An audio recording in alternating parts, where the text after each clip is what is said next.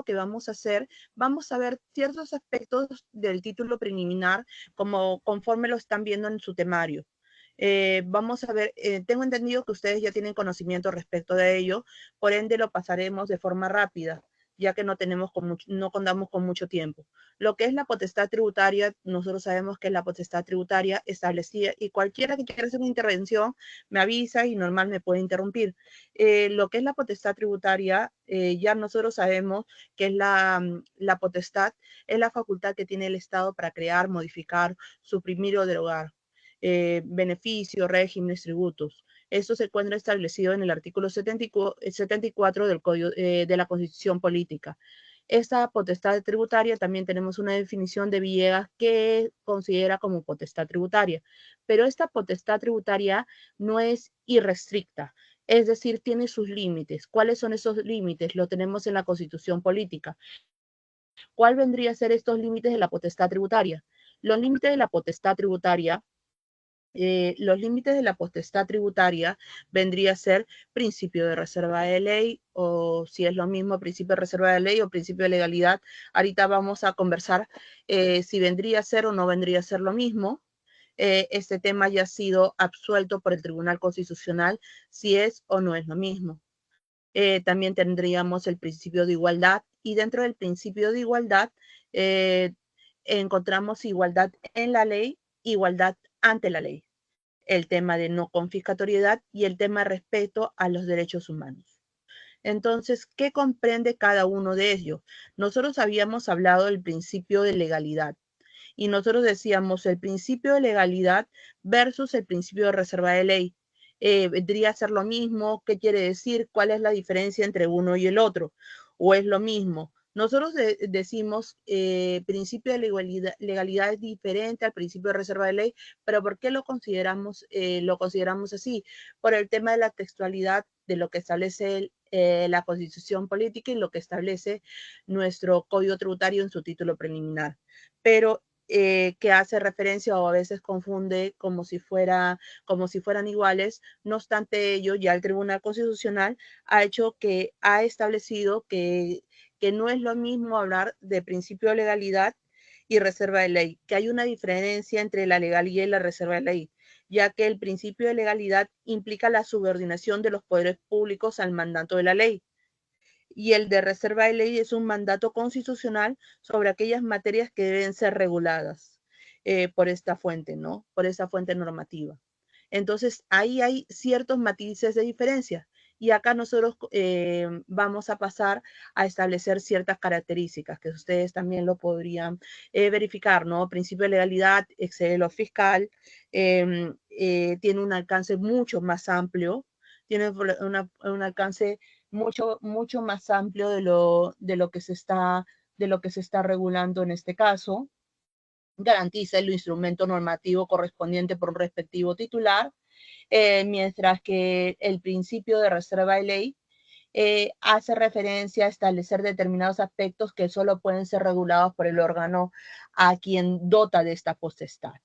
Entonces nosotros acá vamos a tener, si bien ciertas diferencias entre legalidad y reserva de ley. Pero señorita, esto del principio de reserva de ley eh,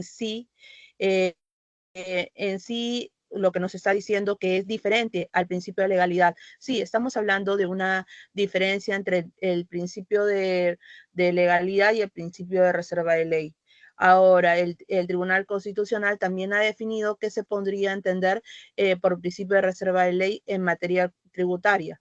Y entonces también, como le habías comentado, hay una sentencia, la 042-2004-AI/TC, que establece esta diferencia entre la legalidad y la reserva de ley. No obstante ello, la potestad tributaria está sujeta a estos principios, ¿no? Eh, Me preguntaría, ¿no? Ok, nosotros estamos hablando de la diferencia entre legalidad y reserva de ley, pero esto que estamos conversando, ¿lo vemos plasmado en algún momento en la práctica? Sí, lo vemos plasmado en algún momento en la práctica, cuando los contribuyentes, cuando las empresas cuestionan que el reglamento va más allá de la ley. Ahí lo podemos ver este cuestionamiento, ¿no? Ahora, este cuestionamiento o el no aplicar la norma, lo podemos ver en sede administrativa.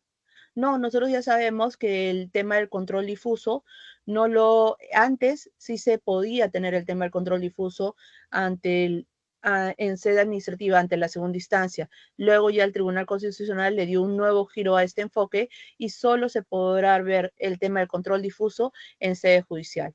Pero podría darnos unos ejemplos en donde se haya solicitado, se haya invocado una vulneración a lo que es reserva de ley. Por supuesto, podemos tener algunos ejemplos. Uno de ellos lo podemos encontrar, por ejemplo, en el caso de desmedros. Nosotros, bueno, yo le voy conversando de esta forma porque ya nosotros sabemos de este tema. Entonces, simplemente estamos pasando a establecer o estamos pasando a hablar sobre puntos determinados, ¿no? Un ejemplo en el cual se haya invocado o se haya analizado el tema de la reserva de ley, lo podemos encontrar, por ejemplo, en el artículo 37, literal F, cuando se estaban cuestionando el tema del desmedro, ya que en este caso, por ejemplo, se decía o se establecía que hay que el reglamento está excediendo, que la normativa está excediendo lo ya establecido en la norma madre, en la norma de la ley de impuesto a la renta. Luego de un análisis de ello, perdón, acá.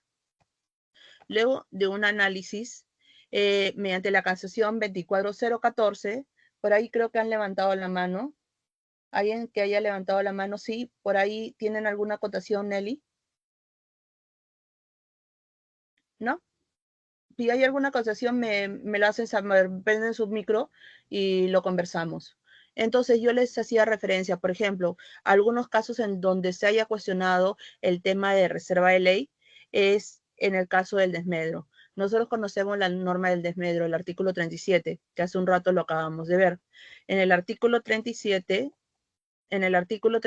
hace referencia a las depreciaciones por desgaste, obsolescencia, los bienes activos fijos, las mermas y los desmedros, de acuerdo con las normas establecidas en los artículos siguientes, ¿no? Debidamente, dice, las depreciaciones por desgaste o obsolescencia de los bienes de activo fijo y las mermas y desmedros de existencia debidamente acreditados de acuerdo con la naturaleza establecida en los artículos siguientes, ¿no? Eso es lo que establece la norma en sí. No obstante, el reglamento establece ya la metodología y la forma de acreditar ello.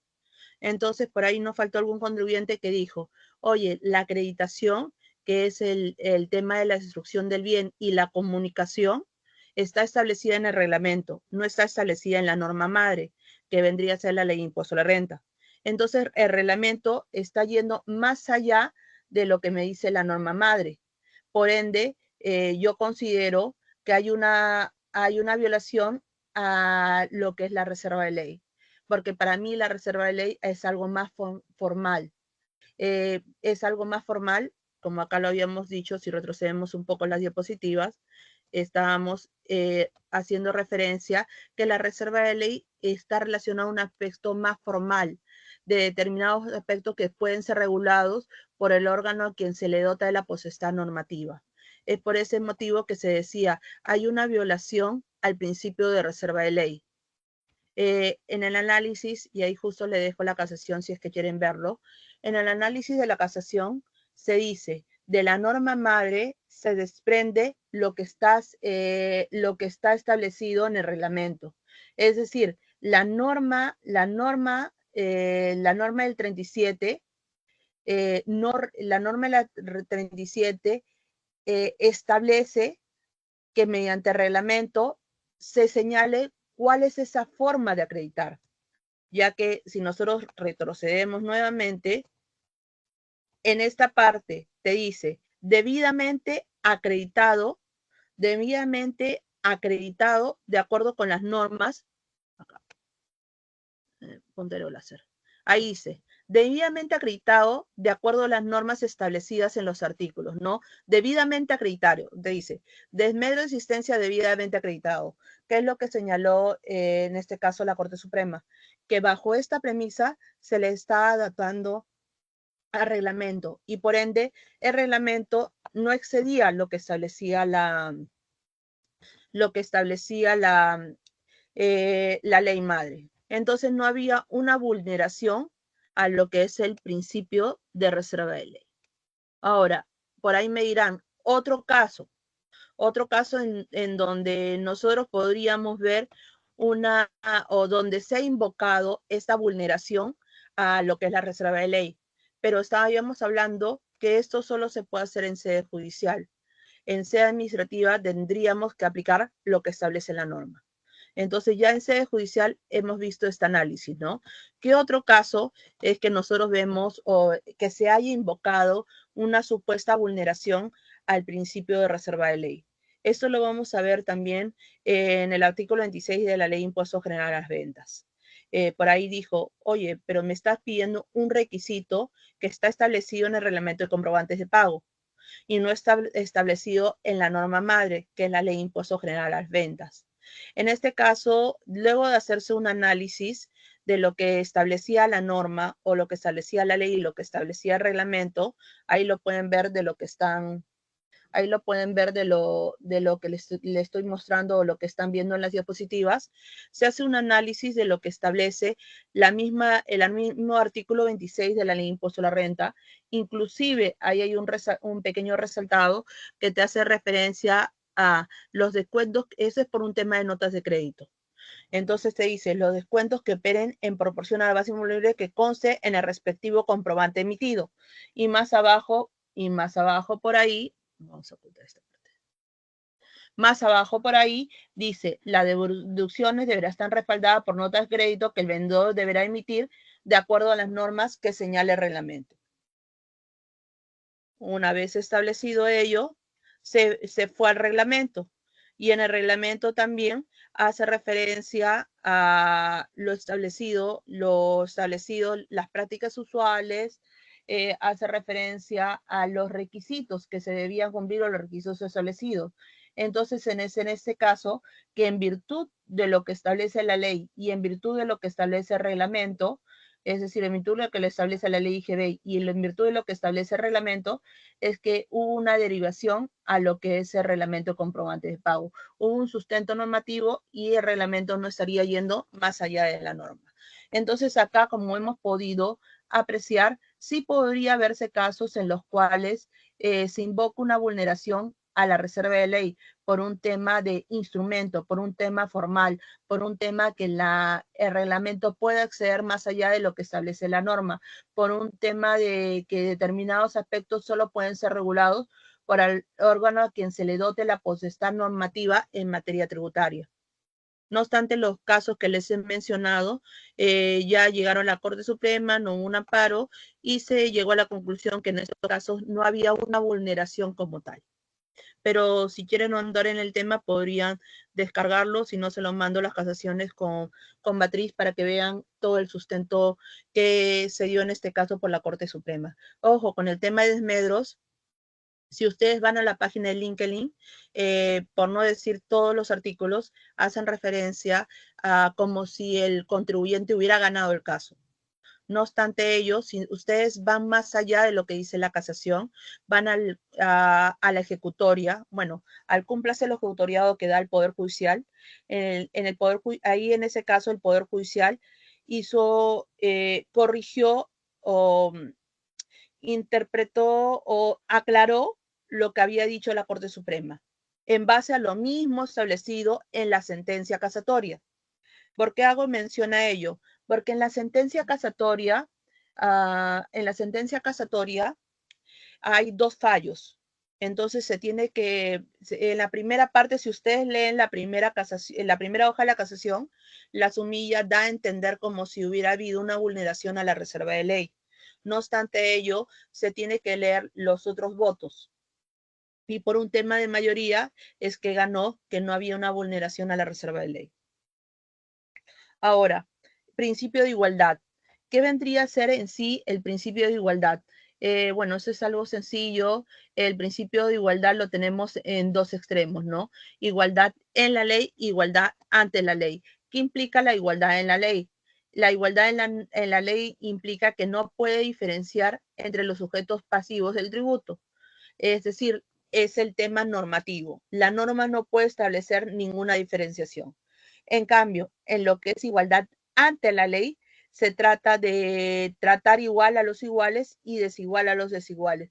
Es por un aspecto ya más práctico, ¿no? Es por un aspecto en que implica que la administración no podría cobrar a determinados sí y a otras no. Pero acá estamos hablando de personas o de contribuyentes que tienen la misma, que estamos en igualdad de condiciones, ¿no? Ok, ¿qué más? Ese es el tema por el tema de igualdad. Ahora, ¿qué más tenemos? Y eso es lo que les estaba comentando, no confiscatoriedad.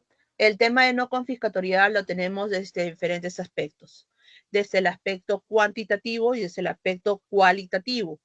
¿Qué implica uno del otro? Desde el aspecto cuantitativo, nosotros, por ejemplo, en el aspecto cuantitativo, nosotros vamos a hablar de cantidad, ¿no? Y en el aspecto cualitativo es un aspecto más sustancial, más formal. Ejemplo, en el aspecto cuantitativo nosotros podríamos decir, la ley de impuesto a la renta se ha cambiado la alícuota de la ley de impuesto a la renta, lo que hace transgredir el derecho a la propiedad. Ahora tenemos una alícuota del 70% sin deducciones.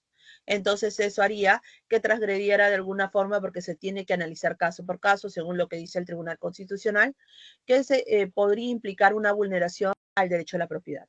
Ahora, desde el aspecto cualitativo, un ejemplo de ello, nosotros sabemos que los tributos no se pueden crear mediante una ordenanza. ¿Qué sucedería si se crea un tributo que equivale a un sol para todos los peruanos, no necesariamente para los peruanos que viven en un determinado distrito? Número uno, mediante una ordenanza no se puede crear o no se puede crear un tributo. Ahí ya tendríamos una vulneración. Y también por el tema del ámbito de aplicación, porque no tiene la potestad de crear, bueno, perdón, mediante una ordenanza no se puede crear un impuesto. Eso es lo correcto. Entonces, porque todo vendría a ser un tributo. Y dos, nosotros sabemos que la municipalidad de su competencia solo es de determinado distrito. Entonces, ahí habría una transgresión de un principio. Aunque este tributo sea de un sol y no afecte a tu patrimonio, habría una confiscatoriedad porque no te podrían cobrar por algo que no tienen competencia. Entonces ahí habría una confiscatoriedad desde el punto de vista cualitativo. ¿Qué más tenemos para acá? Justo lo que habíamos estado hablando, respeto a los derechos fundamentales, que su nombre mismo lo dice. Que ahí tendría que ser respetar todos los derechos establecidos para todos ciudadanos, ¿no? Ahora, ¿qué es la hipótesis de incidencia tributaria? En la hipótesis de incidencia tributaria, ya sabemos nosotros, Ataliva, tenemos cuatro aspectos que se van a analizar. Aspecto personal, aspecto material, aspecto temporal y aspecto espacial. Todo esto en conjunto vendría a ser la hipótesis de incidencia tributaria. Si faltara uno de ellos, no podríamos encontrarnos ante un tributo en sí mismo. Para que se genere ello, tendría que estar los cuatro aspectos, que vendría a ser el aspecto personal, que vendría a ser el sujeto, tanto sujeto activo, que es el acreedor de la obligación tributaria, como es el sujeto pasivo, que es el que se encuentra obligado a cumplir con la prestación en favor del sujeto activo. Aspecto material, que vendría a ser el objeto, lo que el legislador ha decidido afectar. El aspecto temporal, cuándo, y el aspecto espacial, el lugar. La venta de bienes muebles realizadas en el país. El lugar, el país, ¿no? ¿Qué es lo que se está decidiendo afectar? La venta de bienes muebles, ¿no? ¿Cuándo? Cuando se venda esos bienes. Entonces, todo ello en su conjunto vendría a ser la hipótesis de incidencia tributaria. Ahora, ¿qué más? estos aspectos del impuesto de incidencia tributaria nos importan a nosotros. ¿Por qué? Esos aspectos del impuesto de incidencia tributaria nos importa porque con estos elementos, con estos elementos de la hipótesis de incidencia tributaria, con estos 4 elementos, nosotros podríamos ver el ámbito de afectación. Y nosotros decimos, todos aquellos supuestos que se encuentran fuera del ámbito de aplicación del tributo se consideran inafectos. Lo que están dentro se consideran afectos. ¿Qué más? Entonces, nosotros vamos a tener lo que es la inafectación versus lo que es la exoneración. Nosotros decimos lo que está dentro de la impuesto de incidencia, lo que encaja dentro de estos 4 aspectos, se consideran afectos. Lo que no encaja se consideran inafectos. La inafectación es permanente, no necesita norma expresa que lo precise y no se configura el presupuesto de hecho contenido en la norma, ya que no encaja entre los 4 aspectos de la hipótesis de incidencia tributaria. Clases de inafectación. Las clases de inafectación son 2, la lógica y la legal. ¿Cuál es la lógica? La inafectación lógica vendría o partiría del hecho establecido en la norma. Se desprende lo que está establecido en la norma. Es decir, la venta de bienes muebles realizada en el país se considera afecto. Por ende, una interpretación contrario sensu, lo que no está, la venta de bienes muebles no realizada en el país no se considera afectos. La inafectación legal, que vendría a ser, por más que la norma lo establezca como afecto, por más que, que la hipótesis de incidencia, podríamos considerarlo afecto, hay una normativa que lo retira y lo considera inafecto. En contrapartida a ello, nosotros vamos a tener lo que es la exoneración. ¿Qué vendría a ser la exoneración? La exoneración no vendría a ser otra cosa que estando dentro de los supuestos del conjunto de los 4 aspectos de la hipótesis de incidencia, que una vez plasmado ello se llama el hecho imponible, por más de encontrarse dentro de ese supuesto, lo que hace es, mediante una norma, se establece que de forma temporal no se va a considerar. Pero para ello, como acabamos de decir, tiene que haber una norma. Esto es de carácter temporal y sí se realiza el hecho imponible, que comprende los 4 aspectos de la hipótesis de incidencia tributaria. Hay dos tipos, ¿no? La objetiva y la subjetiva. La objetiva, lo que trata de cubrir o lo que trata de reforzar es el objeto, mientras que lo otro es el sujeto que realiza este hecho imponible. Ahora, ¿qué más? Interpretación de la norma tributaria. Formas de interpretar la norma tributaria. Tenemos método literal, tenemos el método histórico, el sistemático y el lógico, ¿no? La literalidad de la norma, qué es lo que establece, qué es lo que señala de forma literal la norma. El método histórico, qué es lo que qué es lo que la norma, cómo ha sido modificado la norma en el tiempo. Ahí cuando veamos el pago bajo protesto podríamos analizar ese tema, ¿no? Es decir, se busca analizar la norma mediante antecedentes jurídicos, ¿no? Metodológico. Ese es un metodológico como su nombre lo dice, se aplica la razón, la lógica, la ratio legis, la razón de ser de la norma, el verdadero sentido de la norma sobre la cual se está haciendo el análisis.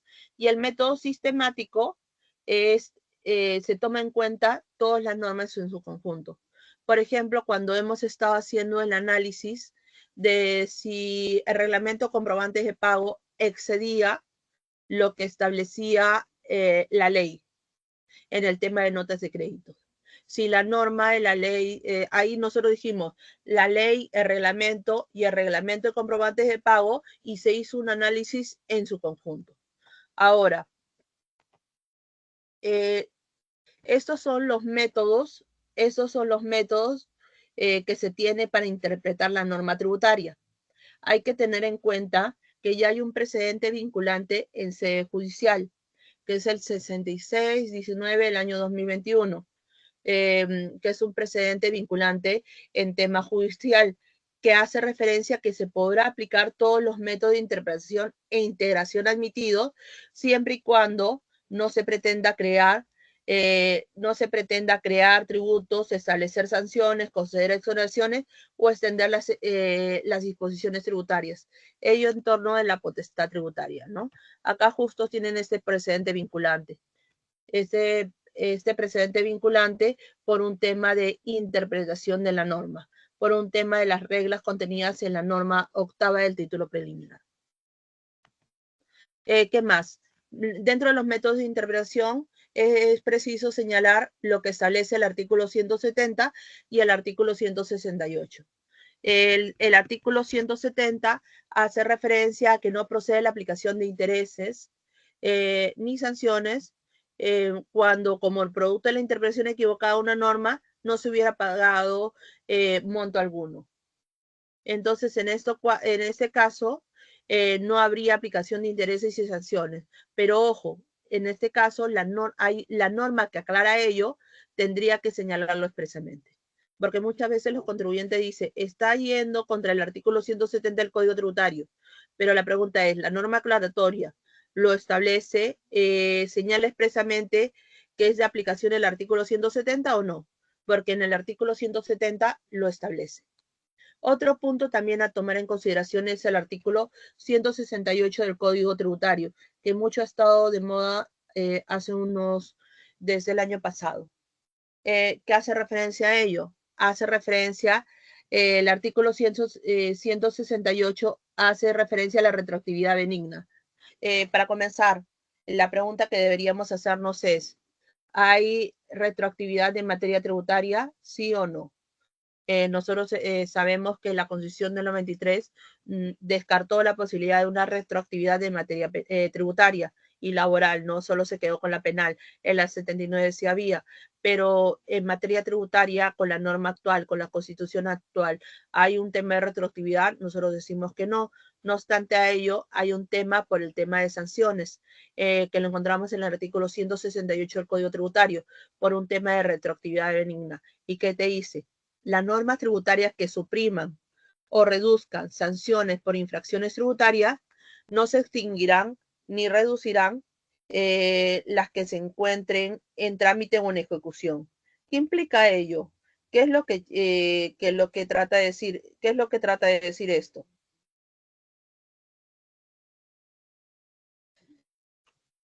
¿Qué es lo que trata de decir ello? Acá lo que está diciendo, ¿qué se entiende por trámite? ¿Qué se entiende por ejecución? Porque te dice, las normas tributarias que supriman o reduzcan sanciones por infracciones tributarias no extinguirán ni reducirán las que se encuentren en trámite o ejecución. Entonces, las que no están en trámite o ejecución sí podrá reducirse o suprimirse. No entiendo, profesora, ¿qué es lo que está tratando de decir? Por ejemplo, hago referencia a lo que es el artículo 178 numeral 1 del Código Tributario, cuando se modificó la norma del 178 numeral 1. El tema del 178 numeral 1 fue modificado en el 2016, en diciembre del 2016. Nosotros sabemos que antes, por ejemplo, antes de esta modificatoria con el decreto legislativo 1263, antes había o era considerado infracción cuando yo colocaba un crédito fiscal mayor al que me corresponde. Es decir, yo tenía un crédito fiscal de 1.000 y yo por error, por equivocación, pongo en mi PDT que era de 10.000, era de 100.000. Hay un pago que se tenía que hacer al fisco No, porque solo es un tema de arrastre del saldo a favor del crédito fiscal. Solo es un arrastre de crédito fiscal. Entonces, ahí, por más que no haya un impuesto dejado de pagar a SUNAT, era considerado como infracción por el 178 numeral 1. No obstante ello, luego se modificó la norma con el decreto legislativo 1263. Y el decreto legislativo 1263 incorporó la palabra pago. ¿Qué implicaba la palabra pago? La palabra pago implicaba que si hubiera un pago dejado de efectuarlo al fisco, era considerado infracción. Por ende, los temas en los cuales, en los supuestos en los cuales había un crédito fiscal mayor al que correspondía y se había considerado en su declaración, ya no generaban una multa. Entonces, como esto fue en diciembre del 2016, con la norma entró en vigencia en diciembre de 2016, se hicieron la pregunta, en aquellos casos, por ejemplo, del 2015, 2014, en los que yo había cometido la infracción, en los que yo había considerado un crédito fiscal mayor y todavía no me haya llegado la resolución de multa, ¿podría aplicar el 168? Y la respuesta al final que nos dieron era siempre y cuando no hubiera llegado o siempre y cuando no se hubiera notificado esta resolución de multa o siempre y cuando no estuviéramos no estuviera, porque te dice, siempre y cuando no se encuentre en trámite o en ejecución, ¿no? Ejecución por un tema de cobranza. En trámite estaríamos hablando de un procedimiento contencioso, siempre y cuando no habría habido esta comunicación por parte de la administración, sí se podría aplicar la retroactividad benigna. Por ejemplo, era un periodo de enero del 2016, antes de la vigencia de la norma, que es en diciembre. Yo declaré un crédito fiscal mayor al que me corresponde. Yo había declarado un crédito fiscal mayor al que me corresponde.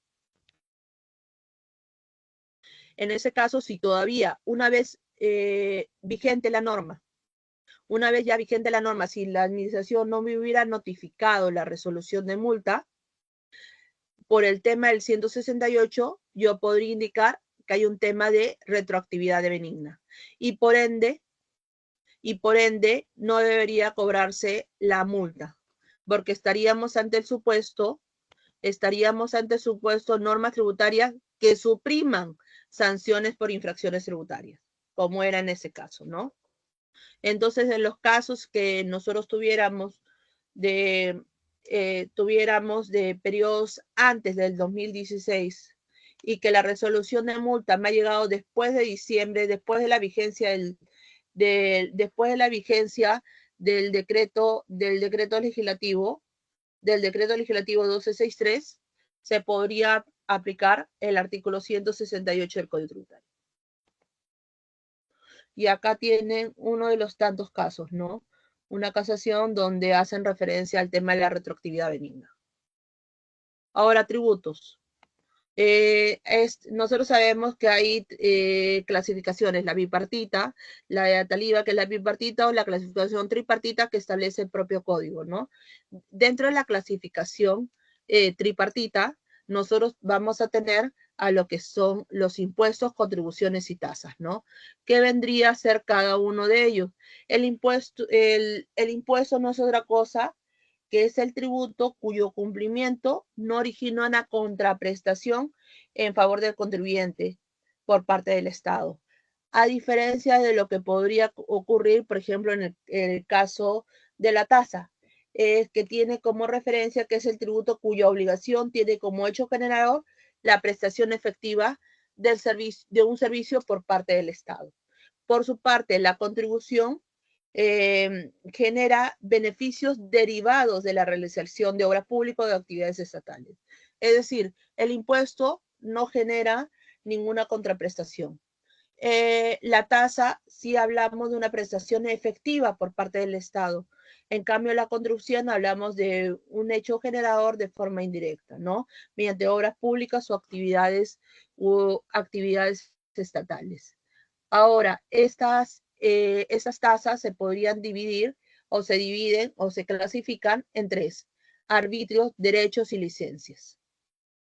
Los arbitrios son tasas que se van a pagar por la prestación o mantenimiento de un servicio público.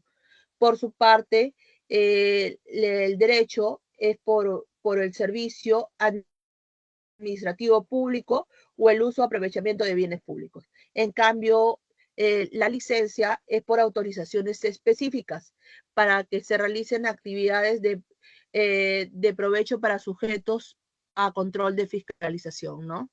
Mientras que uno estamos hablando prestación, mantenimiento de un servicio público, que vendría a ser el arbitrio, el otro hablamos de una prestación de un servicio administrativo público y en el otro hablamos de unas autorizaciones específicas, ¿no? ¿Qué más tenemos? Y acá está la definición de cada uno de ellos. La norma 12, ¿no? Eso es importante poder establecer qué hace referencia o a qué hace mención el título preliminar del Código Tributario. En este caso, el título preliminar del Código Tributario hace referencia a los términos o plazos, ¿no? Cómo se realiza el cómputo, si se considera los días hábiles, los días inhábiles, cómo se va a hacer el cómputo cuando estuviéramos hablando por ejemplo, de periodicidad anual, cuando estuviéramos hablando de plazos de año, cuando el cómputo cae en un feriado, ¿qué va a pasar ahí?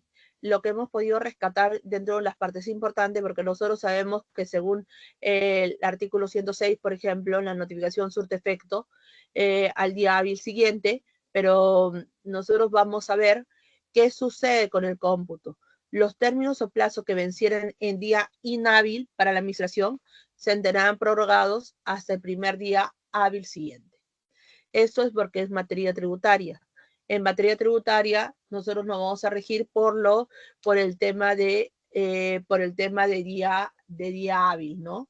Entonces, si estuviéramos hablando por el tema de la prescripción, cuando se inicia el cómputo es a partir del 1 de enero del año siguiente, dependiendo si estuviéramos hablando del anual o en la mensual. Y culminaría el 1 de enero, ¿no? Pero se tendría el tema del cómputo anual, pero nosotros tendríamos que ahí analizar cuándo surte efecto, porque según la norma 12, se tendrá prorrogados hasta el primer día hábil siguiente. Cosa que no ocurre, por ejemplo, en tema judicial, por más que sea tributario. En tema de notificaciones en sede administrativa, como habíamos dicho, surte efecto al día hábil siguiente. Para el tema de notificación, para sede judicial también, pero para el tema del cómputo, para interponer la demanda, si bien el Código Tributario hace referencia a los 3 meses, igual con la norma judicial, el cómputo en tema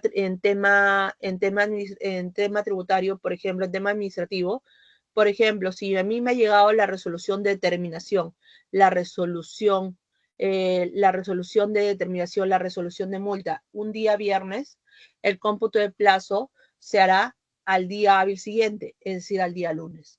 En cambio, en tema judicial, en materia tributaria, el cómputo de plazo de estos 3 meses que me establece el Código Tributario se hará al día siguiente, sea hábil o inhábil, es decir, a partir del día sábado. Como nota anecdótica en tema tributario, ¿no? Ahora, sujetos de la obligación tributaria. ¿Cuáles son estos sujetos? ¿Cuáles son estos sujetos de la obligación tributaria? Nosotros vamos a tener, permítame, los sujetos de la obligación tributaria vamos a tener tanto al acreedor como al deudor tributario. Al acreedor como al deudor tributario. Y dentro del deudor tributario vamos a tener al contribuyente irresponsable. Vamos a tener a dos. Dentro del acreedor tributario es aquel a favor de quien se está realizando la prestación tributaria. Gobierno central, gobierno regional, gobiernos locales. En cambio, el deudor tributario es la persona obligada al cumplimiento de la prestación tributaria como contribuyente o responsable. ¿Quién es el contribuyente? Es aquel que realiza o respecto del cual se produce el hecho generador de la obligación tributaria. Por su parte, responsable, aquel que sin haber realizado el hecho generador de la obligación tributaria, debe cumplir con la obligación atribuida a este, ¿no? Entonces ahí estaríamos hablando de responsables. Dentro de ello lo tenemos el Código Tributario que nos hace una relación de cuáles tenemos de los responsables, ¿no? ¿Qué más? Deuda tributaria. ¿Qué comprende la deuda tributaria? La deuda tributaria comprende el tributo, la multa, más los intereses. Comprende el tributo, la multa y los intereses, ¿no? En el tema de interés moratorio, nosotros actualmente tenemos un porcentaje de 0.9% mensual, lo que nos da un 0.03% diario, ¿no? Ese vendría a ser el interés diario y lo que estuvo vigente a partir del 1 de abril del 2021. Ahora, para el tema de interés moratorio, nosotros vamos a clasificarlo en tres, ¿no? Interés moratorio por el pago extemporáneo del tributo a que se refiere el artículo 33. El artículo 33 te dice desde cuándo voy a contar los intereses, desde cuándo le voy a contar los intereses, desde que la deuda es exigible a partir del día siguiente de la fecha de su vencimiento. Desde ahí contaré los intereses. A diferencia de lo que ocurre con intereses en materia de infracciones, porque en el tema de infracciones la multa se considera a partir de la fecha en que se cometió la infracción. Mientras que en un lado, por ejemplo, tuviéramos el tema de tributo retenido, el tributo que se retuvo y no se pagó al fisco. ¿Cuándo vendría a ser el cómputo de intereses para el tema del tributo? Para el tema del tributo a partir del día siguiente. Pero para el tema de la infracción de retener y no pagar, del 178 numeral 4, vendría a ser desde la fecha que debía haberlo pagado, desde la fecha que retuve y no pagué, desde la fecha de vencimiento, mientras que para el tema de los intereses, desde el día siguiente. Y bueno, también tenemos el tema del interés en materia de fraccionamiento, que vendría a ser un porcentaje menor. Ahora, ¿desde cuándo yo computo los intereses? Por un tema de un tributo. Nosotros habíamos dicho, por ejemplo, por acá, que me baso en el artículo 33 del Código Tributario. El artículo 33 del Código Tributario me hace referencia el artículo 33 del Código Tributario me hace referencia el interés moratorio por el pago extemporáneo del tributo. El interés moratorio por el pago extemporáneo del tributo. ¿Y desde cuándo sea? Desde el día siguiente de su vencimiento, ¿no? Entonces, lo que nos preguntamos nosotros es, todo va a acarrear intereses, ¿cuándo se va a dejar de computar ciertos intereses? Y acá nosotros tendríamos que ir a ver este cuadrito, ¿no? Por el tema del artículo 33, por el tema del cómputo de los intereses. Acá nosotros tenemos el tema de la TIN y el tema del IPC. Te dice que cuando te notifiques la RD y lo hayas impugnado, los intereses se correrán hasta el plazo que haya tenido la administración para resolver el reclamo, que vendría a ser los 9 meses. Después de ese plazo, se vendría a computar o se vendría a actualizar por el IPC. ¿Hasta cuándo? Hasta la fecha de la resolución en donde se resuelva el reclamo. Y para el tema de la apelación también. Para el tema de la apelación también hace referencia por el tema de que los intereses se van a computar hasta el plazo que tiene la administración, que tiene el Tribunal Fiscal para resolver la apelación. ¿Y hasta cuándo? Hasta la fecha de emisión. Lo mismo ocurre, o sea, primero el Código Tributario primero comenzó suspendiendo los intereses en tema de reclamo. Luego se amplió la apelación y luego se amplió también para la etapa de cumplimiento. ¿Cuándo estaríamos hablando de una etapa de cumplimiento? Cuando hay una RTF que establece a la administración dar el cumplimiento de respecto a determinado aspecto, ¿no? Y en este caso, la administración va a tener un plazo de 90 días hábiles. Si pasado los 90 días, si pasado los 90 días no se hubiera emitido el cumplimiento, se suspende el tema de la tasa de interés moratorio, la TIN, y se calcula en base al IPC por ese tramo. Ok, entonces no siempre lo que va a pasar es que no siempre se va a seguir contando los intereses. Va a haber un plazo en los cuales se van a suspender este cómputo y lo que va a pasar es la actualización mediante mediante el IPC, perdón. Ahora, el interés moratorio, habíamos señalado, en la infracción se cuenta desde la fecha que se ha cometido la infracción y cómo se calcula. Multa rebajada por el 0.03% por el número de días. Y según las notas a pie, la multa debe ser mayor al 5% de la UIT, que se considera intereses. Y acá hay un punto importante a tener, acá hay un aspecto importante a tener en consideración, porque antes había habido una casación, ¿no? Había habido una casación, si no me equivoco, es la primera que hubo en materia tributaria, entonces era la 4392 del año 2013, pero esta casación fue, fue modificada, fue aclarada o fue dejada sin efecto por la casación 6619 del año 2021 Lima, que es considerado como precedente vinculante según la misma norma, según la misma sentencia, porque la sentencia tiene que establecer, ay, perdón, la sentencia tiene que establecer si es precedente o no es precedente. En este caso, esta sentencia estableció que estaríamos ante un caso de precedente vinculante y hizo referencia al tema de los pagos a cuentas dejados de pagar.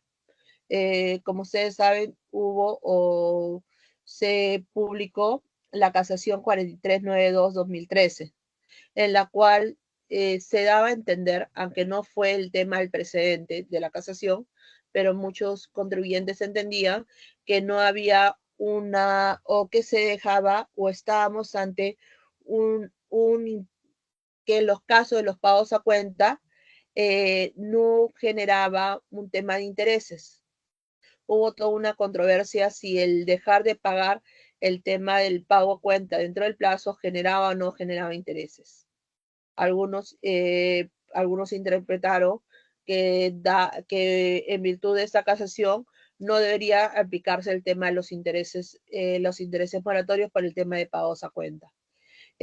Con este precedente vinculante hace referencia que, por ejemplo, en el 5.4.2 hace referencia que corresponde el compro de intereses a los pagos a cuenta del impuesto a la renta cuando los mismos no fueron efectuados en la forma y el íntegro del monto que corresponde en cada oportunidad. Esa palabra es importante, el íntegro, porque de ahí se basaban que muchas veces sí se había pagado, pero no el íntegro, o hacían otra serie de sustentos, ¿no? Pero con esta casación ya se llegó a la conclusión que cuando se ha dejado de pagar el pago a cuenta, por más que se haya pagado una parte, generaría un interés moratorio, porque no se ha pagado el íntegro del monto que correspondía a pagar en su oportunidad. De este precedente vinculante también se estableció el tema de la interpretación de la norma que habíamos comentado, que se puede aplicar todos los métodos de interpretación, siempre y cuando no afecte la potestad tributaria, es decir, no crees, no modifiques un tributo, etc. Extinción de la deuda tributaria. Cuáles son las formas de extinguir la deuda tributaria, cómo se extingue la deuda tributaria. Para ello lo tenemos en nuestro propio código tributario, la forma de extinguir la deuda tributaria. Y para ello vamos a tener el pago, la compensación, lo tenemos En el artículo 27 del Código Tributario tenemos el pago, la compensación, la condonación, la consolidación, la resolución administrativa tributaria sobre deuda de cobranza dudosa o de recuperación onerosa, entre otros que se pueden establecer. Acá en este punto me voy a basar mucho en el tema del pago. ¿Por qué me voy a basar mucho en el tema de pago? Porque últimamente han habido casos en los cuales los contribuyentes han estado invocando el pago bajo protesto. ¿Qué vendría a ser esto del pago bajo protesto? El pago bajo protesto. ¿Qué vendría a ser esto del pago bajo protesto? Nuestro código tributario regula lo que es el pago bajo protesto, establece, hace alguna remisión al pago bajo protesto.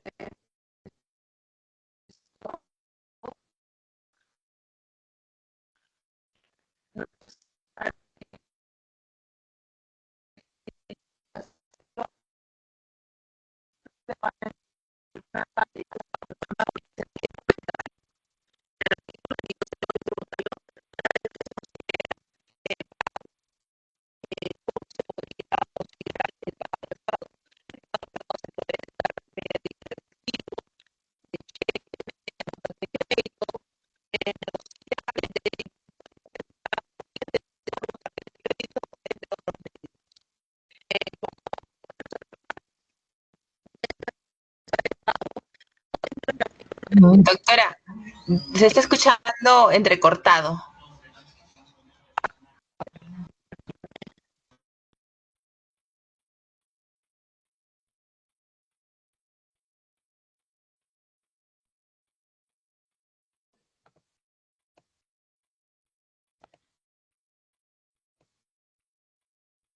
Oye,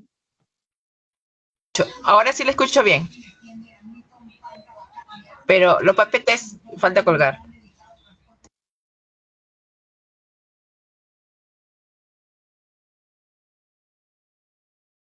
¿ahí me escuchas bien? Sí, doctora, ahora sí le escucho, solamente los PPT falta verlos. Ya, ya, entonces estábamos acá con Está el bien, tema del pago. ya se ven los Estamos en PPT. esta. Ah, ya, genial. Entonces estamos en esta parte con el tema del pago. Yo les hacía referencia al pago bajo protesto que últimamente se estaba dando. Esta figura del pago bajo protesto, si bien en la práctica las empresas, los contribuyentes están realizando, inclusive invocan o hacen referencia, realizo este pago, pero yo no estoy de acuerdo yo no estoy de acuerdo con lo que me establece, con lo que ha establecido la administración y yo pienso impugnarlo. Esta figura del pago bajo protesto no existe en nuestra legislación tributaria. En ninguno de los 4 códigos tributarios que hemos tenido en el transcurso de la historia se ha hecho referencia al pago bajo protesto. Tampoco las legislaciones cercanas hacen referencia al pago bajo protesto. Donde sí se ha habido o donde sí se ha observado esta figura del pago bajo protesto es en República Dominicana, que no necesariamente se asimila a nuestra legislación. Esta figura del pago bajo protesto la podemos analizar o el Poder Judicial o la Corte Suprema ya ha establecido o ya ha analizado un caso de pago bajo protesto, en el cual, como ustedes saben, no sé si ustedes se recordarán, el caso de la RTF de observancia obligatoria, la 7308-2-2019, en la cual el contribuyente había presentado una declaración, tenía su declaración original y dentro de la fiscalización hizo su declaración ratificatoria asumiendo las observaciones de la administración. Luego se llevó en instancias y se dijo que en este caso no existía controversia. No obstante ello, luego han habido otros casos en los cuales, de la misma forma que se tomó en cuenta las observaciones efectuadas por la administración durante la fiscalización y se presentó su declaración ratificatoria emitiéndose un valor en cero, es decir, una RD en cero, para culminar la fiscalización, el contribuyente dijo, yo estoy pagando la deuda bajo protesto a fin de acogerme al régimen de gradualidad. Pero no es porque yo considere que en este caso yo estoy aceptando las observaciones de la administración. un caso distinto al de la RTF observancia. Esto se llegó, estos casos, este caso, porque ya también hay otros, se llevó a nivel judicial. Y en nivel judicial, si bien dentro de los antecedentes se hizo mención a, este hecho que el pago se hizo bajo protesto, no estableció una definición en sí de qué es el pago bajo protesto, pero sí lo que dijo es que este caso, al al encontrarse dentro de una declaración jurada por parte del contribuyente, eh, y por ende, por más que se haya realizado este pago, no habría habido una vulneración alguna al derecho de defensa. Es decir, que este pago, bueno, es decir, que este pago no, no suprimiría o no, entre comillas, legalizaría o no pondría en controversia este hecho. Si bien no hay, como les digo, si bien no hay una definición en sí de lo que es el pago bajo protesto en esta sentencia, lo que está tratando de decir los magistrados o lo que está tratando de decir el Poder Judicial es que el hecho de que el pago haya sido realizado por el contribuyente bajo la denominación de pago bajo protesto no inhibiría que este pago se hizo de forma voluntaria. Y al haberse hecho de forma voluntaria, estaría asumiendo las observaciones dadas por la administración. Ahí se sustenta por una doctrina de los actos propios, etc., etc. También nosotros tenemos, así, esa es una figura del pago bajo protesto en especial, ¿no? Que el pago se realizó bajo protesto. No obstante, casos parecidos como la RTF Observancia Obligatoria, la 7308-2-2019, en donde solo se hizo una declaración rectificatoria, donde se hizo la rectificatoria asumiendo las observaciones de la administración, podemos encontrarlo, por ejemplo, en sede judicial, en el precedente vinculante 3158 del año 2022, en los casos de declaración rectificatoria dentro del procedimiento de fiscalización. Este caso es del pago bajo protesto es distinto y lo traigo a colación ya que estábamos analizando el tema de forma de extinción de la obligación tributaria y dentro de ellas es el pago, ¿no? Que ya se podría decir que es un tema zanjado en sede judicial. ¿Por qué también lo traigo a colación? Porque en sede judicial hay dos salas y eran de dos posiciones.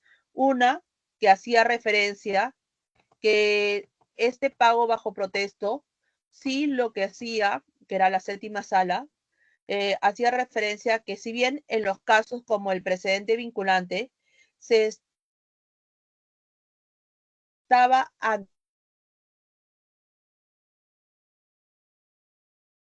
una declaración jurada,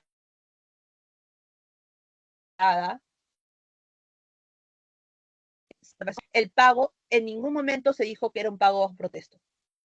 No obstante, en los casos que sí se dijera que el pago es bajo protesto, la séptima sala consideraba que ahí ya está poniendo en manifestación su controversia, poniendo en manifestación que no estaba de acuerdo con su declaración. Por eso es que esta casación es súper importante, porque ya se dilucidó ese tema, ¿no? A nivel judicial. Y bueno, la sexta sala sí era de la posición que por más que el pago era bajo protesto, al haber sido de forma voluntaria, estaba asumiendo las observaciones de la administración. Otra forma de pago también es el pago fraccionado. Y simplemente traigo a colación que el tema de pago fraccionado tenemos un fraccionamiento especial, ¿no? Para todas aquellas deudas actualizadas al 31 de diciembre del 2023. Y bueno, con este fraccionamiento especial, que es muy sencillo hacerlo, solo se ingresa por la página web y se envía la solicitud. Lo que hay es casi parecido como la solicitud de fraccionamiento 36 que se hace con clave sol. Con esto lo que hay es un descuento de hasta el 100% cuando estuviéramos ante un pago al contado, un descuento del 100% de los intereses y de las multas. Y claro, en ese caso, según también tendríamos los tramos, ¿no? De 0 hasta 100, de 100 hasta 2000 y etc. Ahí como lo pueden ver en su cuadrito. Si el pago no es realizado al contado, sino de forma fraccionada, también hay un porcentaje de descuento. Y ahí está el interés del fraccionamiento. Por eso es que cuando vimos la parte de intereses, yo le decía, hay diferentes, tendríamos interés cuando estaríamos hablando de una deuda extemporánea, cuando estaríamos hablando de una multa o cuando estaríamos hablando de pago fraccionado. ¿Qué más? Pago bajo protesto, pago bajo protesto. Otra forma de extinción de la obligación tributaria. Otra forma de extinción de la obligación tributaria vendría a ser la compensación. Y la compensación lo vamos a tener o dentro de su clasificación, en el artículo 41 nos hace referencia, o en sí, ¿qué es la compensación? Es el neteo. Tú me debes, yo te debo. Netiemos. ¿Para qué te voy a pagar si luego tú me vas a pagar? Compensemos deudas.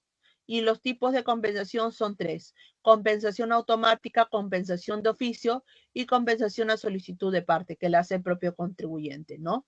La automática es la que está en la ley, de oficio es la que realiza la administración luego de una verificación, una fiscalización, o por ejemplo se da también cuando yo pido la devolución de mis impuestos y ahí hacen una compensación de oficio. Y la compensación a solicitud de parte es cuando el propio contribuyente solicita esa compensación. Ahora, acá tenemos los tipos. Acá nos hacen una pregunta: ¿cuándo se consideraría? Lo que te preguntan es: si el acto emitido por el cual se declara compensado una deuda por concepto, tributo, retenido, presumido es emitido con fecha posterior al vencimiento del plazo para abonar la citada deuda, vencimiento que coincide con el momento de la coexistencia de la deuda, ¿se configuraría la infracción o no? Acá lo que hacen referencia es al tema, o lo que se tiene que rescatar es el tema de la coexistencia para el tema de cuándo se consideraría compensado. Y acá lo tenemos en el informe siguiente, ¿no? Para resolver la pregunta anterior. ¿Qué más? ¿Qué es condonación? ¿Cuándo se da la condonación? La condonación es una suerte de perdón, y esto se da ¿cómo se da? Esto se da mediante una norma expresa, con rango de ley, en la cual considera condonado determinados aspectos, ¿no? Te considera que no vas a pagar, no vas a pagar, por ejemplo, los intereses moratorios, las sanciones. ¿Qué más? Consolidación. El acreedor es a la vez deudor tributario. Eso se da mucho, por ejemplo, en el caso de eso se da más en el caso de las municipalidades, que tienen sus terrenos, tienen sus locales, y ellos son los acreedores y también son los deudores tributarios respecto de los tributos que ellos recauden. Resolución administrativa tributario sobre deudas de cobranza dudosa. En este caso, tendría su orden de pago, tendría también su REC, la administración habría realizado sus acciones de cobranza, pero es imposible el exigirle el pago. O es imposible, luego de haberle iniciado el procedimiento de cobranza coactiva, no logran recaudar ingreso alguno, lo cual le hace imposible esas gestiones. ¿Qué más tenemos? De recuperación onerosa. Cuando estamos hablando de un ínfimo valor, que más lo que voy a gastar en cobrarte en lo que voy a recibir. ¿Qué más? Prescripción. Ya entramos al tema de prescripción. Esto para ello, nosotros vamos a ir a nuestro código tributario. Vamos a comenzar yendo al artículo 43 en adelante de nuestro código tributario. Vamos a observar que nuestro código tributario en sí no te define qué es la prescripción. El código tributario en sí no te define qué es la prescripción. Acá lo que hemos hecho es poner una serie de conceptos que hemos encontrado respecto a considerar prescrito, a considerar qué se considera como prescripción. Prescripción es el medio por el cual el deudor queda liberado de su obligación por inacción del acreedor tributario al transcurrir un determinado plazo. Según el glosario de fallo del tribunal, es la extinción del derecho del acreedor a determinar la deuda tributaria y exigir su pago, así como el derecho del deudor a repetir lo indebidamente pagado. Coloquialmente se suele decir que con la prescripción, que la prescripción es una suerte de sanción por no haber actuado tanto la administración o el contribuyente, según sea el caso, como tanto la administración como el contribuyente. Lo que pasa es que la prescripción la podemos ver desde el punto de vista de la administración como desde el punto de vista del contribuyente.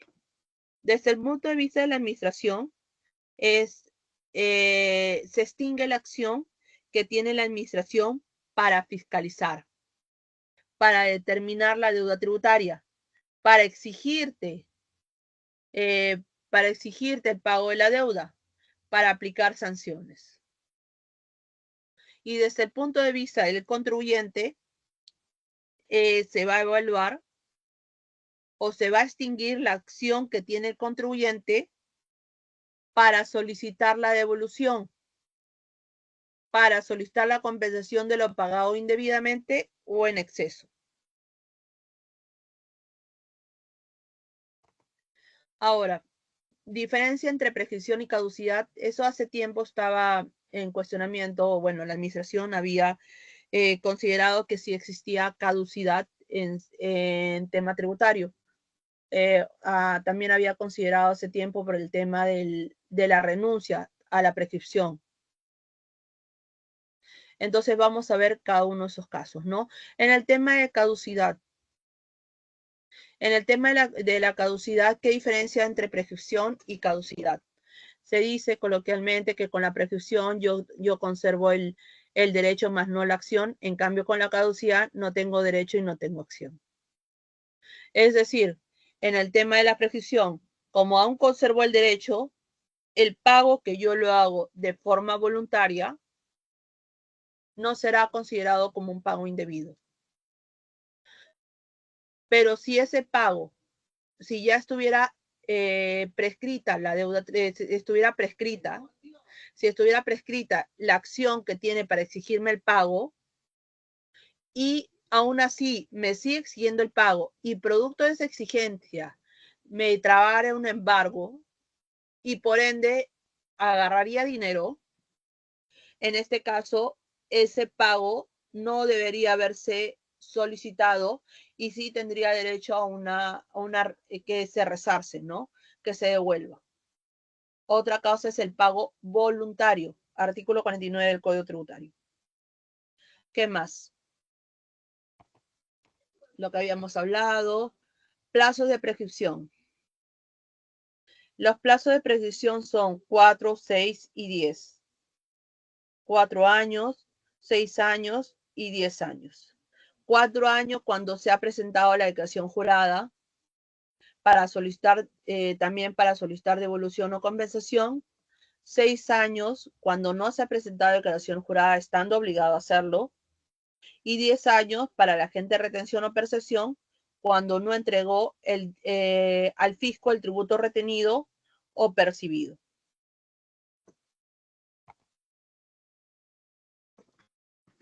El inicio del cómputo del plazo de prescripción.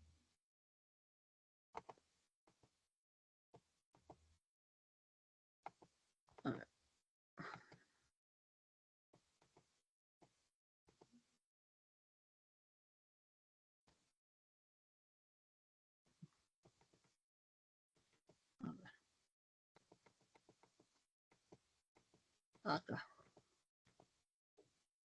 Nosotros tenemos los de periodicidad anual, los de periodicidad mensual, pagos indebidos, pagos en exceso,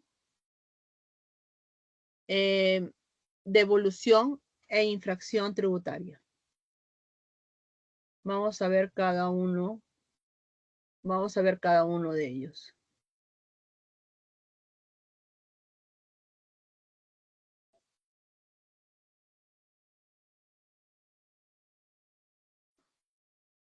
Ok, lo de periodicidad anual te dice 1 de enero al año siguiente a la fecha en que venció el plazo para la presentación de la DJ anual respectiva. 1 de enero del año siguiente a la fecha que venció el plazo para la DJ anual respectiva. Es decir, lo vamos a hacer de forma rápida, lo voy a poner mejor en este lado. Acá.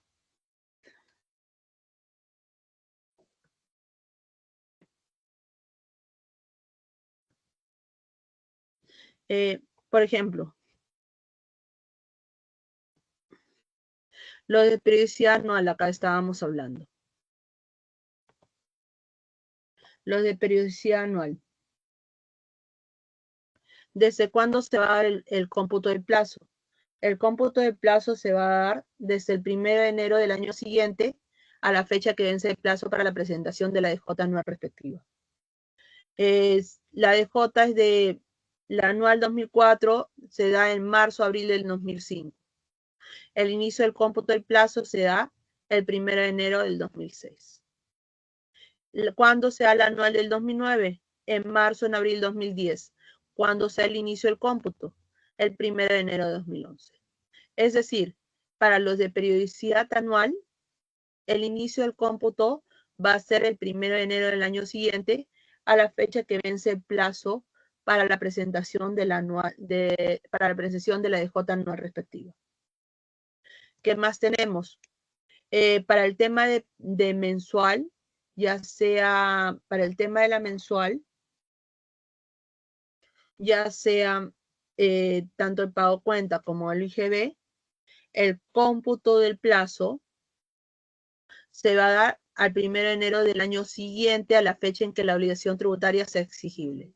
Obligación tributaria es exigible, artículo 3. ¿Desde cuándo la obligación tributaria es exigible? Desde el día siguiente de su vencimiento. Enero de 2004, ¿cuándo se declara? En febrero de 2004. ¿Cuándo sea el inicio del cómputo del plazo? El 1 de enero del 2005. ¿Qué más tenemos? Septiembre de 2009. ¿Cuándo sea el vencimiento? En octubre de 2009. ¿Cuándo será el inicio del cómputo? El 1 de enero del 2010. Y así sucesivamente. No consideramos acá la de diciembre. ¿Por qué? No consideramos la de diciembre porque recordemos que la de diciembre se declara en enero. Por ende, el inicio del cómputo vendría a ser 1 de enero del año siguiente a la fecha de vencimiento, que sería, en este caso, 1 de enero del 2006. Entonces, acá tenemos dos cosas. Nosotros tenemos el tema del cómputo para la anual, el tema del cómputo para la mensual, para lo que es de enero a noviembre y lo que es en diciembre. En resumidas cuentas, tenemos que para la anual, como la de diciembre, el inicio del cómputo de plazo va a ser 1 de enero de X más 2. En cambio, para la de enero o noviembre, va a ser el 1 de enero de X más 1, es decir, del año siguiente. En cambio, para la anual, como para la de diciembre, va a ser el 1 de enero de acá a 2 años. Y acá tienen un ejemplo del tema del inicio del cómputo.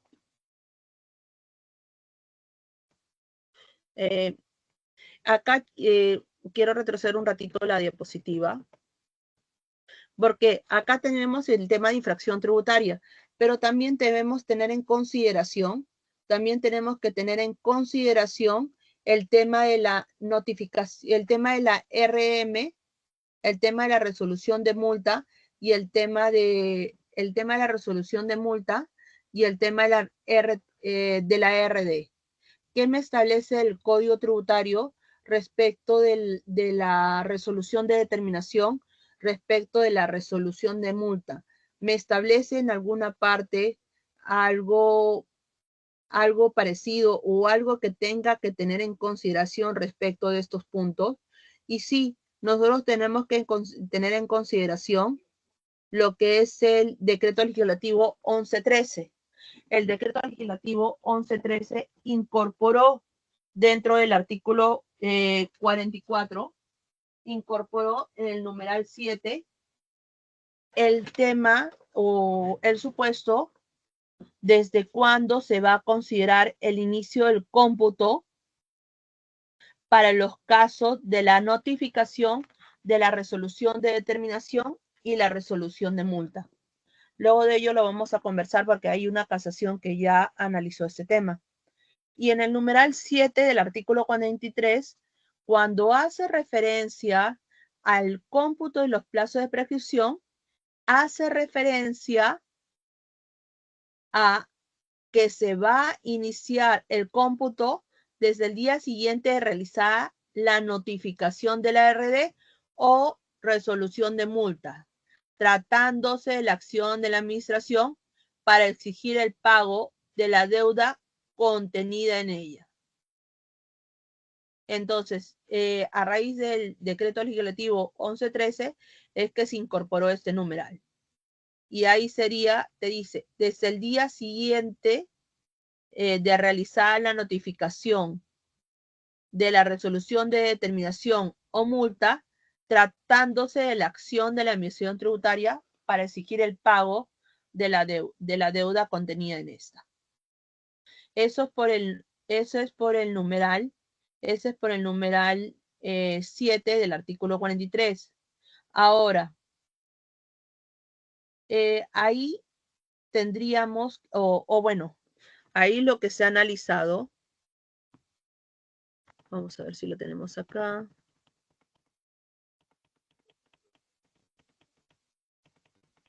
No, acá no lo tenemos. Le voy a dar otras diapositivas donde están, no le he mandado esa, donde están las casaciones, esa casación que le comento.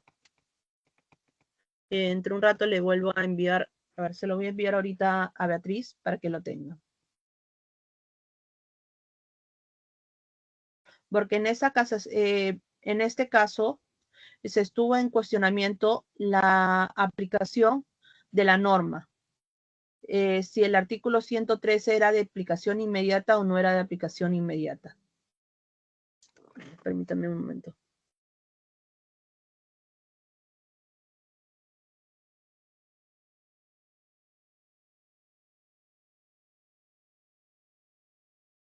Permítame solo un segundo.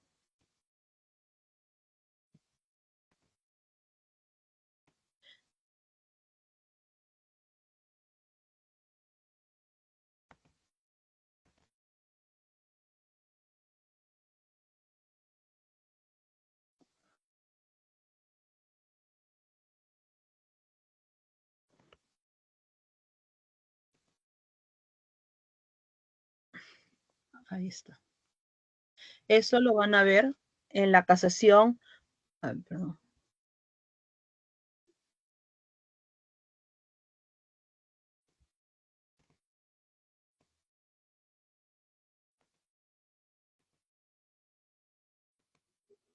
Ya.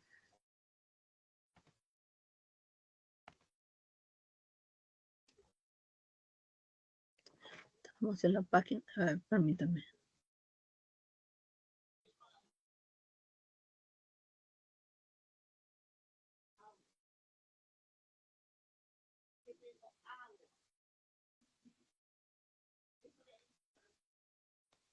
Acá está.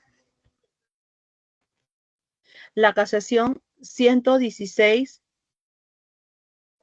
La casación, perdón, 11947 del año 2022. Nosotros hacíamos referencia a lo que es el artículo, a lo que es el numeral 7 del artículo 44 del Código Tributario, que introdujo el supuesto de cuándo se debería efectuar el cómputo para la acción de la administración para exigir el pago en el caso que estuviéramos hablando de la notificación de la resolución de determinación y la resolución de multa, ¿correcto? Entonces ahí nosotros tenemos un análisis que ha sido efectuado en el precedente 11947-11947-2022, que eso lo vamos a ver un ratito cuando hagamos el tema, cuando veamos el tema también del supuesto del artículo 46. Entonces, nosotros teníamos, ok, ahora sí, estábamos en esta parte. Hemos hablado del inicio del cómputo, hemos hablado de lo que es desde cuándo se consideraba el inicio. No vamos a poner ejemplos, pero acá ustedes tienen ya un caso ya armado que de forma general nosotros analizaríamos. De forma general nosotros analizamos para que sea el inicio del cómputo, porque acá la norma me lo establece, el plazo de prescripción es de 4, 6 y 10 años. El plazo de prescripción es de 4, 6 y 10 años y será de 4 cuando se ha presentado su declaración jurada. Será de 6 cuando no se ha presentado su declaración jurada. ¿Qué sucedería en el caso o qué sucedería en el supuesto? ¿Qué sucedería en el caso? ¿Qué sucedería en el supuesto en el cual yo he presentado, como en el caso del segundo, yo he presentado mi declaración jurada, pero esta la he presentado fuera del vencimiento, pero antes del 1 de enero del año siguiente. Es decir, lo presenté dentro del año, pero no dentro de mi vencimiento. En ese caso, el plazo de prescripción seguiría siendo de 4 años, porque nosotros tendríamos que partir del inicio del cómputo. El inicio del cómputo, ¿cuándo se dio? Como estamos hablando de la mensual se da al 1 de enero del año siguiente. Es decir, 1 de enero de 2011. Hago mi línea del tiempo. Antes del 1 de enero de 2011, ¿hubo declaración o no hubo? Sí, pero no fue dentro del plazo. No importa que no haya sido entre el plazo. Lo importante es que hubo declaración. Ahora, la interrupción no es otra cosa que, dada una acción establecida como acto de interrupción, se va a volver a computar el plazo y se tiene como no transcurrido el plazo ya realizado. Ahora, ¿y desde cuándo se viene a computar? El nuevo inicio del cómputo del plazo de prescripción se da a partir del día siguiente de ocurrido el acto interruptorio. Ahora, ¿cuáles son los supuestos o cuáles son los supuestos de acto de interrupción? Los supuestos de acto de interrupción, ahí lo observamos en la diapositiva, pero también lo pueden observar en el artículo 45 del Código Tributario. En el artículo 45 del Código Tributario también van a observar los supuestos que se van a clasificar para interrupción del plazo para determinar la obligación tributaria, también para lo que es la exigencia del pago de la obligación tributaria, como para el tema de aplicar sanciones. Ahora, ahí tienen un caso también de interrupción. Ahí tienen también un caso de interrupción. Y por el tema de suspensión, ¿qué vendría a ser la suspensión? ¿Qué me establecería la norma respecto al tema de suspensión? El tema de suspensión, ¿qué se considera como suspensión? Se considera como suspensión a no considerar determinado hecho o determinado periodo dentro del plazo dentro del plazo de prescripción. Solo ese hecho no va a ser considerado para el plazo de, para lo que es el plazo de suspensión. Ahora, haya habido algo importante para tener en consideración por el tema de suspensión o no ha habido algo importante. En este caso, tendríamos que ver la modificación que hubo, porque acá nos hacen referencia a supuestos, ¿no? ¿Cuáles son los supuestos de suspensión para determinar y aplicar sanciones? ¿Y qué más te dice? Por ejemplo, en este caso, para exigir el pago, por ejemplo, ¿qué te dice? Durante la tramitación del procedimiento contencioso, durante la tramitación del procedimiento contencioso tributario, se va a suspender. Pero ojo, la norma, con la modificación que hubo con el decreto legislativo 1311, publicado el 30 de diciembre de 2016 y vigente a partir de lo que es el 31 de diciembre, te dijo que hizo referencia. Dijo, para efectos de lo establecido en el presente artículo, es decir, de los supuestos de suspensión, la suspensión que opera durante la tramitación del procedimiento contencioso de la demanda contenciosa administrativa, en tanto se dé dentro del plazo de prescripción, no es afectada por la declaración de nulidad de los actos administrativos o procedimientos llevados a cabo para la emisión. En el caso de reclamación o apelación, la suspensión opera solo por los plazos establecidos en el presente Código Tributario para resolver dichos recursos, reanudándose el cómputo de plazo de prescripción a partir del día siguiente vencido el plazo para resolver, del plazo para resolver.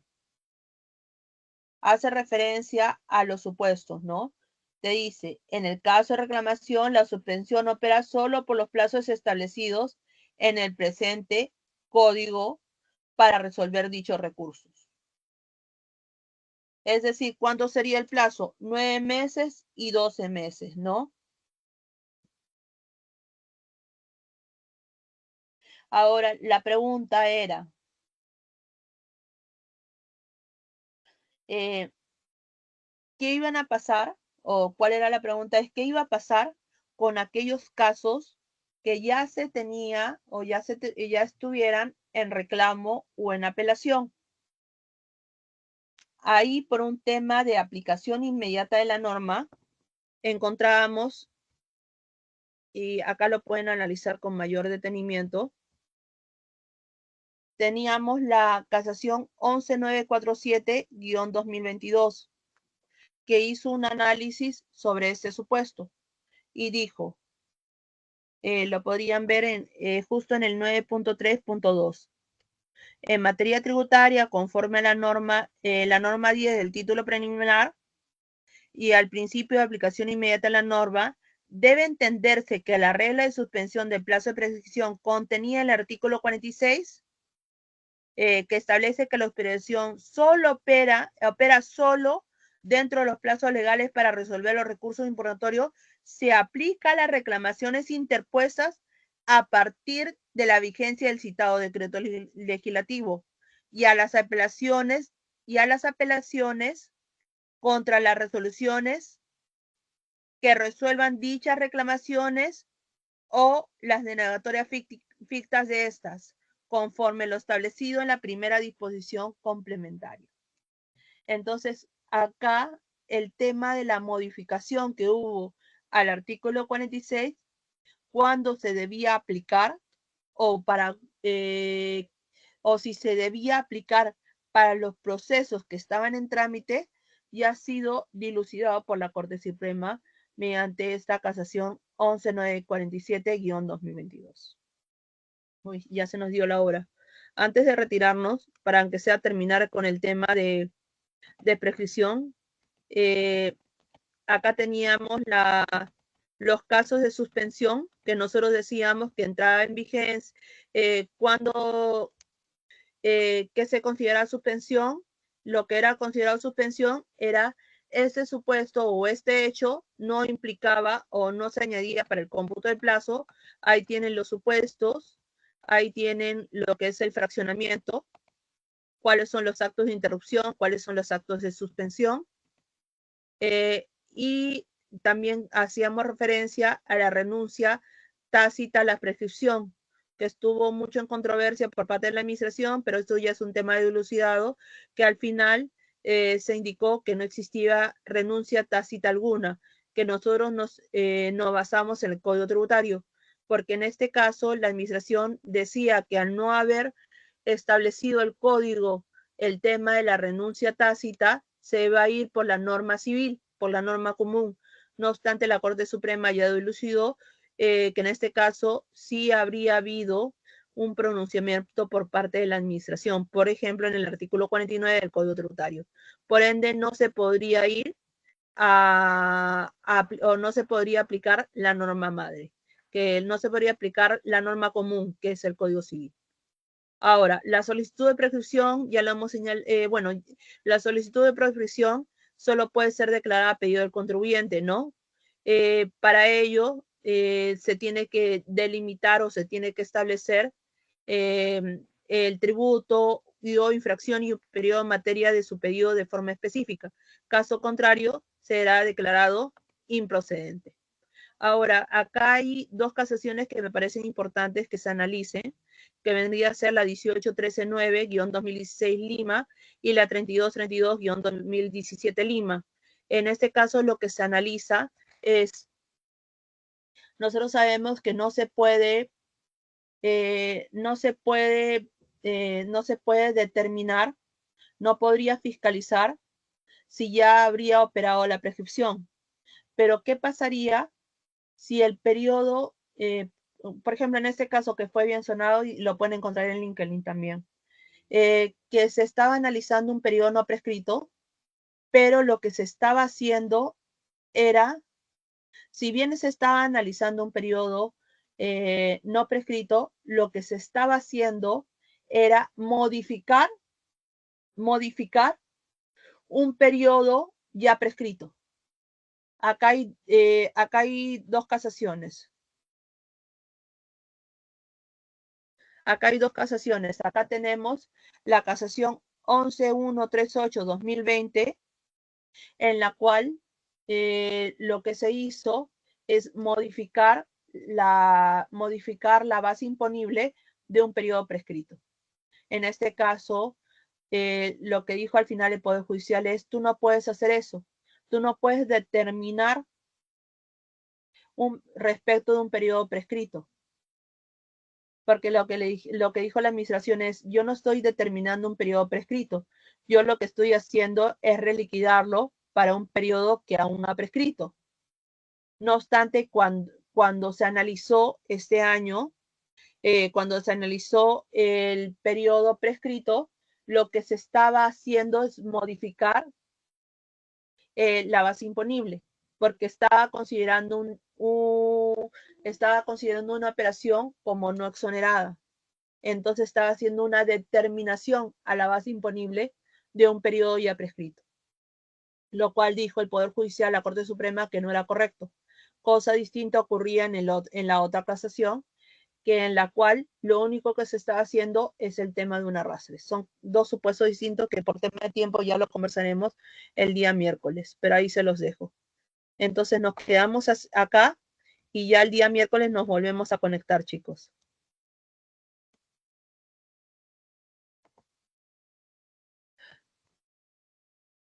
Aló. Gracias, doctora. Hasta el día miércoles. Hasta el día miércoles. Gracias. Hasta luego.